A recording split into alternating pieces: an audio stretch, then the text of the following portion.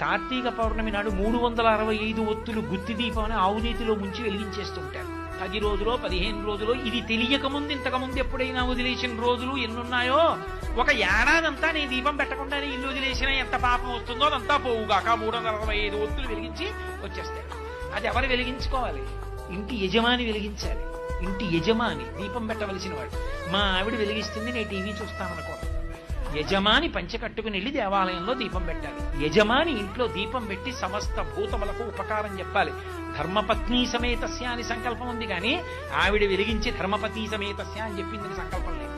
నువ్వు పెట్టాలి. కార్తీక పౌర్ణమి నాడు 365 ఒత్తులు గుత్తి దీపం అని ఆవునీతిలో ముంచి వెలిగించేస్తుంటారు. 10 రోజులో 15 రోజులో ఇది తెలియక ముందు ఇంతకుముందు ఎప్పుడైనా వదిలేసిన రోజులు ఎన్నున్నాయో, ఒక ఏడాదంతా నేను దీపం పెట్టకుండానే ఇల్లు వదిలేసినా ఎంత పాపం వస్తుందో అదంతా పోవుగాక 365 ఒత్తులు వెలిగించి వచ్చేస్తాయి. అది ఎవరు వెలిగించుకోవాలి?